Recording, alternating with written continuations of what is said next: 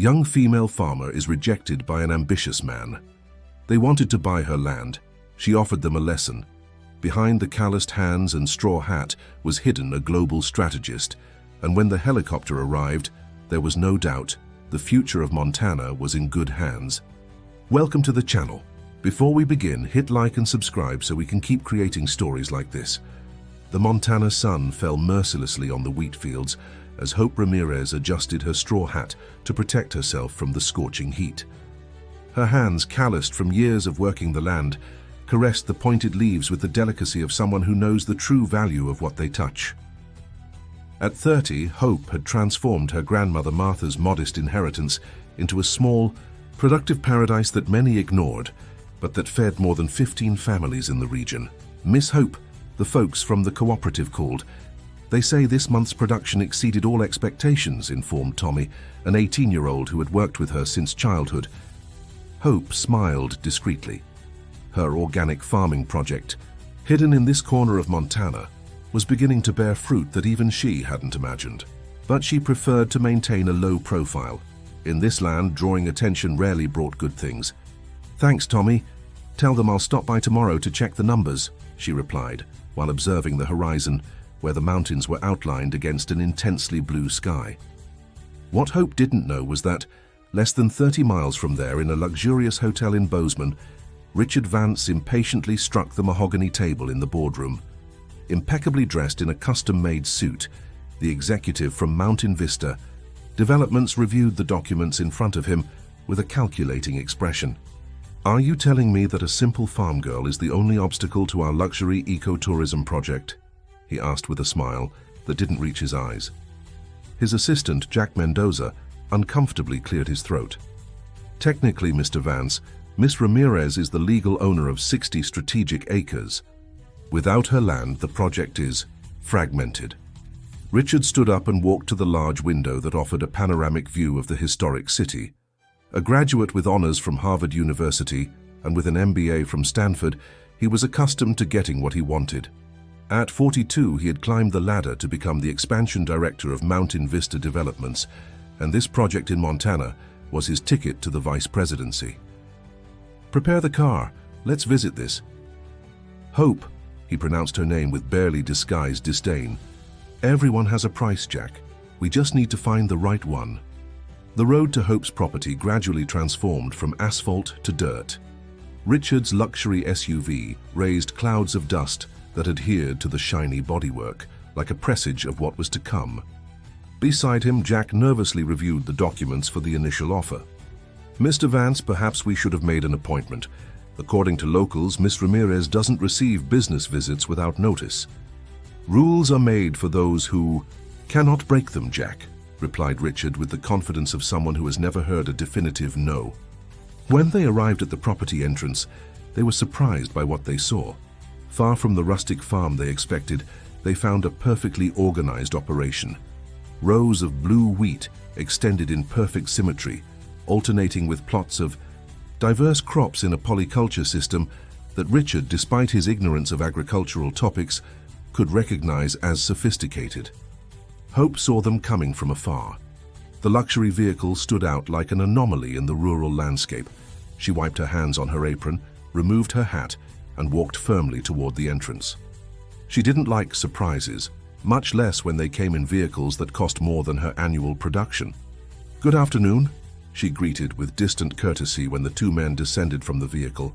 "How can I help you?" Richard was momentarily disconcerted. The woman in front of him didn't fit the image he had built in his mind. Hope Ramirez, despite her work clothes and simple appearance, radiated a dignity and confidence he didn't expect to find. "Miss Ramirez, my name is Richard Vance, Expansion Director of Mountain Vista Developments." He extended his hand with the calculated smile he reserved for important negotiations. "We've come to make you a proposal that could change your life." Hope briefly shook his hand, immediately noticing the contrast between her calloused fingers and the executive's smooth skin. "Mr. Vance, I don't recall requesting any change in my life," she responded with a smile that didn't reach her dark eyes. During the next hour, in the simple but impeccable living room of the main house, Richard deployed all his professional charm and eloquence. He spoke of opportunities, development, progress, and figures that would have dazzled anyone. He offered an amount that tripled the commercial value of the land, promised employment for all current workers, and even suggested including Hope's grandmother's name in the future tourist development.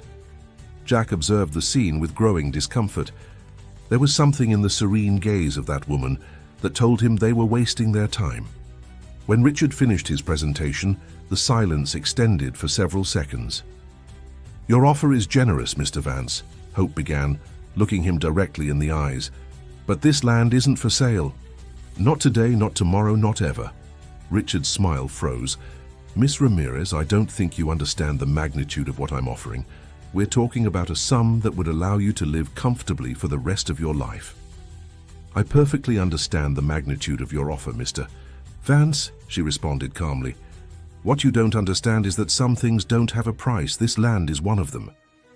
Richard changed tactics, his voice becoming more intimate, almost paternal. "Hope, if I may call you that, think about the future. Traditional agriculture is doomed in the global economy. What I'm offering is a dignified exit before all of this ceases to be sustainable."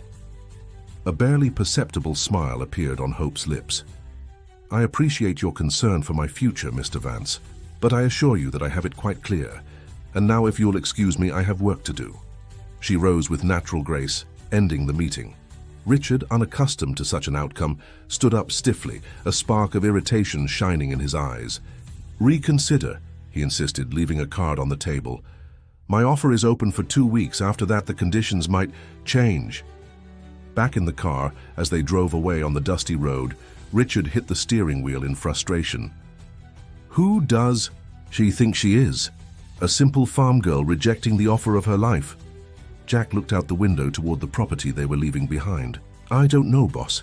She didn't seem like a simple farm girl to me. There was something in her eyes." "Don't be ridiculous," Richard cut him off. "It's just a matter of strategy. If the carrot doesn't work, there's always the stick. Investigate everything about her, her weaknesses, her secrets. Everyone has a weak point, Jack." What Richard Vance didn't know as his vehicle disappeared on the horizon was that he had just met the only person capable of challenging not only his professional plans, but everything he thought he knew about power, success, and the value of things that really matter. During the following weeks, Richard Vance deployed all his persuasion machinery throughout the region. With a mixture of dazzling promises and subtle threats, he managed to get several of Hope's neighbors to sell their properties to Mountain Vista Developments. Each new acquisition was like a domino piece falling, increasingly isolating Hope's plot in a sea of land that now belonged to the corporation. "Old man Phillips signed yesterday," Jack reported, as he placed the documents on the desk of the suite that Richard had converted into his temporary office.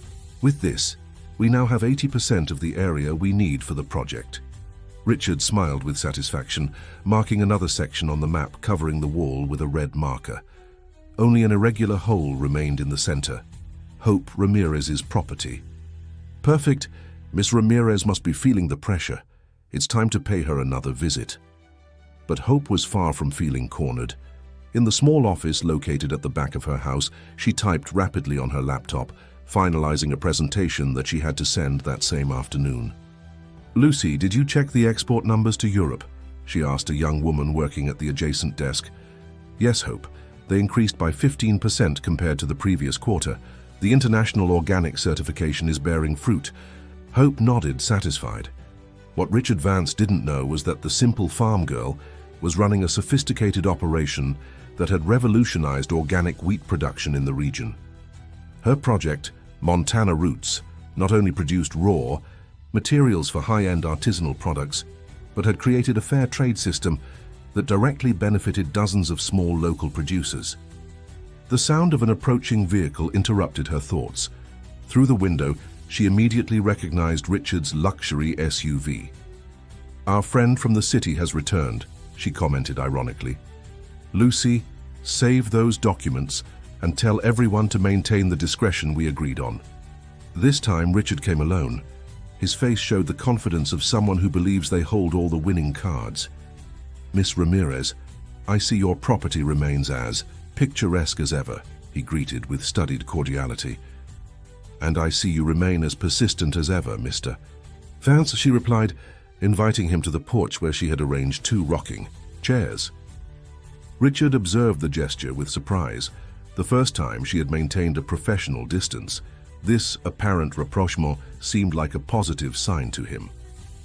"I've been thinking about our conversation," he began, accepting a glass of fresh water that Hope offered him, "and I believe I may not have adequately communicated the benefits of our proposal."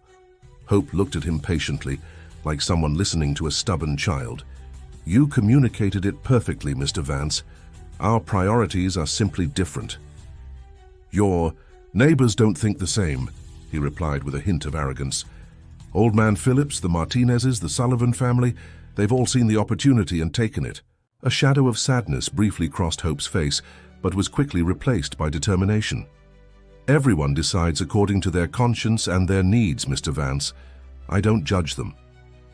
"The point is, Hope," he continued, deliberately using her first name, "your property is now completely surrounded by Mountain Vista Development's land. Without access to the main roads, how do you plan to keep your operation viable?" It was a bluff, and they both knew it.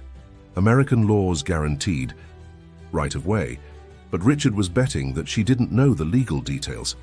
The silence that followed gave him the false impression of having touched a vulnerable point.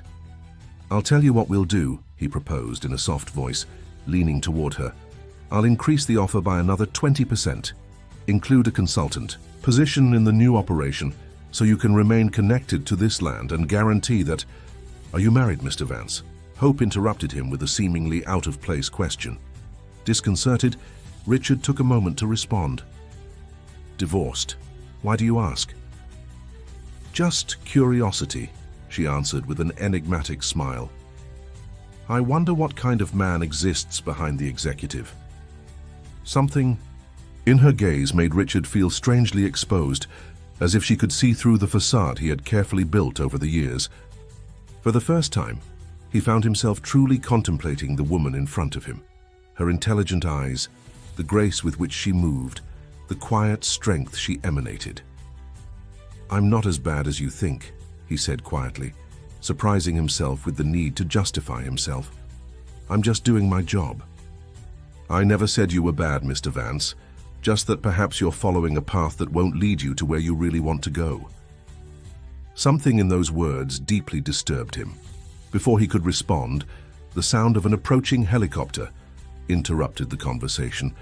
Richard looked up at the sky with a frown. He hadn't scheduled any official visit today. The helicopter landed in a nearby clearing, raising a cloud of dust. Minutes later, a group of people in formal suits approached the house. At the front was a distinguished-looking woman whom Richard immediately recognized, Gabriela Ortega, Secretary of Sustainable Development. "Hope, darling," exclaimed the secretary, affectionately embracing the supposed farm girl. "Sorry for the intrusion, but we were flying over the area, and I couldn't pass by without greeting the star of our rural regeneration program." Richard was petrified, watching as Hope greeted with familiarity not only the secretary but a group of high-level officials and what appeared to be foreign investors. "Secretary Ortega, what a pleasant surprise," Hope responded naturally. "Allow me to introduce Mr. Richard Vance from Mountain Vista Developments. We were discussing the different visions for the future of this land." The secretary studied Richard with a gaze that went from curious to cold in a matter of seconds. "Mountain Vista? Ah, yes. We have some pending matters with your company regarding environmental impact assessments, if I'm not mistaken." The color drained from Richard's face. The pending matters she referred to were a series of minor infractions that his legal department had assured would be resolved discreetly. "A misunderstanding, Secretary," he responded with a tense smile. "Our commitment to sustainability is absolute." "I'm glad to hear it," replied the official without hiding her skepticism, "because the model that Hope has developed here is exactly the type of initiative that the federal government is promoting. So much so that we've come to formalize its inclusion in the pilot program of protected sustainable development zones." Richard felt the ground moving beneath his feet. This program, which he had heard about in business circles, granted special protection to projects considered strategic, effectively shielding them against any attempt at forced acquisition or commercial pressure. The impromptu meeting moved inside the house where, to Richard's greater astonishment, Hope deployed professional presentations about her business model, social impact statistics, and financial projections that would reveal, to any trained eye, that Montana Roots was not a simple farm, but a multi-million-dollar operation with international ramifications. As he watched Hope eloquently explain concepts of circular and regenerative economy to an audience of experts who nodded with approval, Richard experienced a mixture of contradictory emotions: amazement, shame for his prejudice, and a growing admiration for the woman he had so grossly underestimated. When the visitors left, promising to return with official documents, Hope found Richard sitting alone on the porch, his gaze lost on the horizon. "I suppose this changes our negotiations," she said, sitting beside him. "Why didn't you tell me?" he asked, with a voice that had lost all arrogance. "Would it have changed anything? You didn't want to buy my project, Richard. You wanted to buy my land to destroy what I've built." Richard remained silent, recognizing the truth in her words. Finally, with a sigh, he stood up. "I think I've made enough of a fool of myself for today. This isn't about humiliating anyone," she responded with surprising gentleness. "It's about understanding that there are different ways of measuring success and value." As he walked toward his vehicle, Richard stopped and turned to her. "Would you have dinner with me tomorrow? Not as a negotiator, but as someone who apparently has much to learn." Hope studied him with a penetrating gaze, as if evaluating the sincerity of his words. "Tomorrow I have a video conference with European buyers," she finally responded, "but the day after tomorrow I could make room in my schedule." For the first time in their encounter, Richard's smile was genuine. It would be an honor. What neither of them knew was that at that precise moment, in the central offices of Mountain Vista Developments in Denver, a storm was brewing. An internal auditor's report had reached the desk of the company's president, detailing irregularities in the Montana acquisitions and questioning the methods employed by his ambitious expansion director. The restaurant, the Montana Grizzly, was the most exclusive in the city, located in a restored historic building with views of the cathedral. Richard Vance arrived 20 minutes before the agreed time, something unusual for a man who normally kept others waiting as a silent demonstration of power. Tonight, however, he felt strangely nervous. "Mr. Vance, your table is ready," announced the maitre d', leading him to a private corner with candles and fresh flowers. While waiting, Richard compulsively checked his phone. 17 missed calls from the central office and a cryptic message from his assistant. "Urgent. The president wants to talk to you. Problems with the audit." He took a deep breath and turned off the device. Whatever it was, it could wait until tomorrow. When Hope entered the restaurant, several heads turned to look at her. She wore a simple, modernized traditional dress, elegant in its simplicity with traditional Montana silver jewelry. Her natural beauty without artifice contrasted with the elaborate appearances of the other diners. "Sorry for being late," she apologized upon reaching the table, a video conference that extended longer than expected. Richard stood up, genuinely impressed by her transformation. "It was worth the wait," he responded sincerely. During dinner, the conversation flowed with surprising ease. Far from the tension of their previous encounters, they discovered common ground. Both had studied abroad, shared a passion for American literature, and had lost their parents when they were young. When Hope spoke about her grandmother Martha, who had taught her the value of the land and the dignity of work, Richard found parallels with his own grandfather, a stern but fair man who had started as a construction worker until founding a small building company. "It's curious," reflected Richard as they savored a traditional dessert, "how we drift away from the most valuable lessons of our ancestors in the name of progress." "I don't believe progress and tradition are enemies," replied Hope. "My project combines ancestral knowledge with cutting-edge technology. What's revolutionary is returning to the essentials, but with today's tools." It was then that Richard made an impulsive decision. "I want to show you something," he said, hurriedly paying the bill. "Do you trust me for a small detour before taking you home?" Hope's cautious look momentarily returned. "Depends on how small the detour is." Half an hour later, they found themselves in the projection room of the hotel where Richard was staying. On the screen, an impressive architectural design showed a tourist complex, perfectly integrated into the natural landscape. "This was my original project for the region," explained Richard with a touch of melancholy, "before the investors demanded more rooms, more pools, more immediate profitability." Hope studied the plans with a critical eye. "It's beautiful, respectful of the environment. Designed it inspired by traditional Native American constructions, using local materials and renewable energy systems," he continued. "But the board of directors rejected it as excessively idealistic and uncommercial." Their gazes met in the dimness, and something changed between them. They were no longer adversaries, but two people who, from different trenches, had fought for a vision that others didn't understand. "Why are you showing me this now?" she asked quietly. "Because I want you to know that the man you initially met isn't who I really am, or at least not who I want to be." The moment of connection was interrupted by a call to the room's landline. Richard answered with irritation, but his expression quickly changed to concern. "Are you sure? Right now? I understand." When he hung up, his face had lost its color. That was the reception. Charles Montgomery, the company president, just arrived with the legal team. "They're coming for me."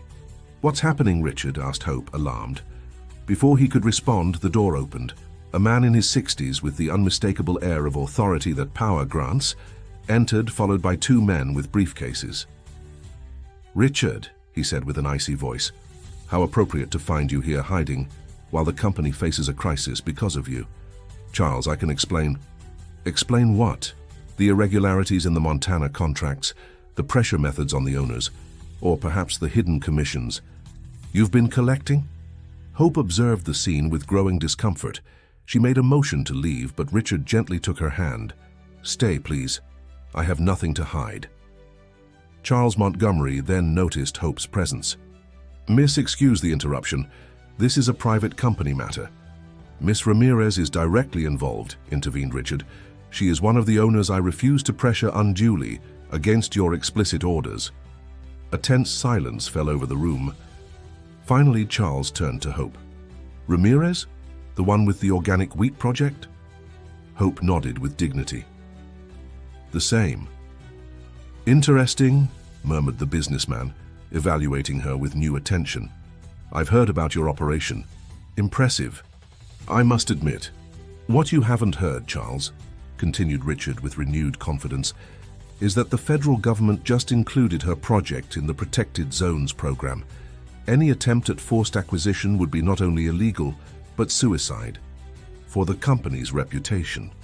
The news seemed to affect Montgomery, who exchanged worried looks with his lawyers. But Richard wasn't finished. "And since we're putting our cards on the table," he continued, pulling a USB drive from his pocket, "here are all the communications where you ordered me to do what was necessary to acquire those lands, including suggestions of methods that border on the illegal." Charles Montgomery's face transformed into a mask of controlled fury. "Are you blackmailing me, Richard?" "I'm offering you an elegant way out," corrected Richard calmly. "I'll submit my resignation tomorrow, citing creative differences or whatever you prefer. In exchange, Mountain Vista Developments will nullify all acquisitions made under pressure and rethink the project from scratch. With a truly sustainable approach, the tension in the room could be cut with a knife."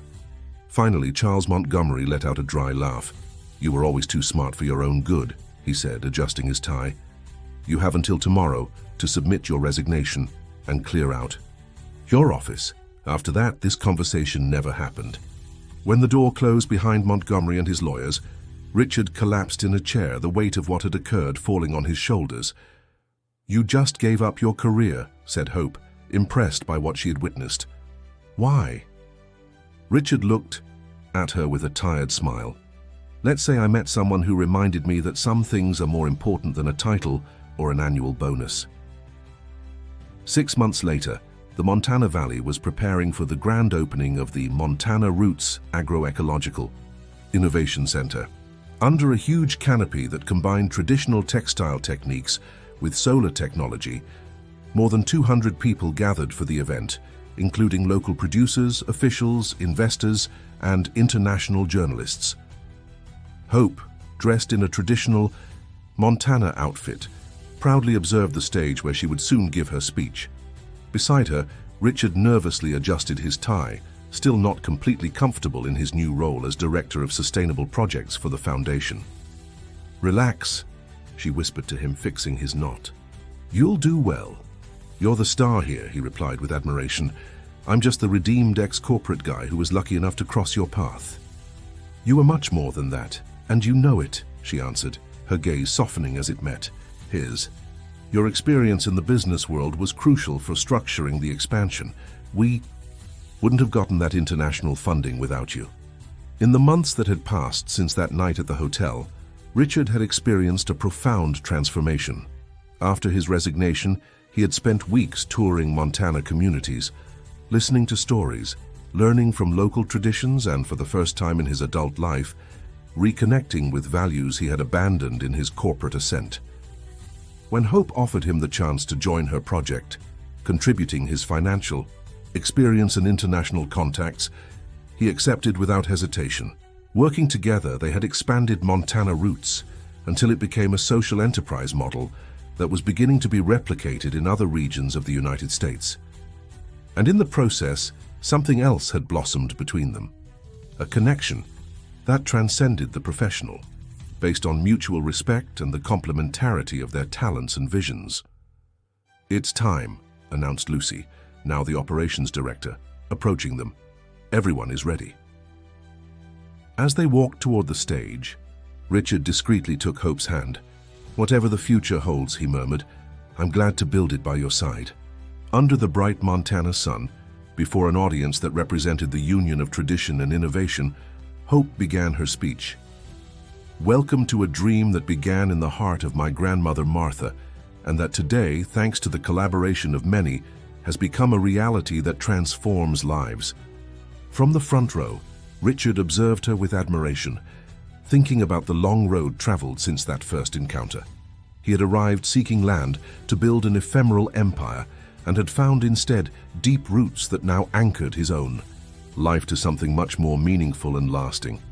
And as Hope passionately spoke about the sustainable future they were building together, Richard finally understood the most valuable lesson: that true wealth is not measured in acres or dollars, but in the ability to transform lives, including one's own, creating value that endures far beyond any financial balance sheet. Dear listeners, we hope that Hope and Richard's story has moved you and shown you that even the most distant hearts can find each other when they recognize the true value of things. To continue this emotional journey through the lands of America and its passionate stories, we've prepared a special collection of tales that explore love, tradition, and transformation. Find it by clicking to your left. If this narrative touched your hearts, don't forget to subscribe to our channel and like the video. Every day we bring new stories that celebrate the cultural and emotional richness of our people. What other stories of personal transformation would you like to hear? We'll be waiting in the comments to discover it together.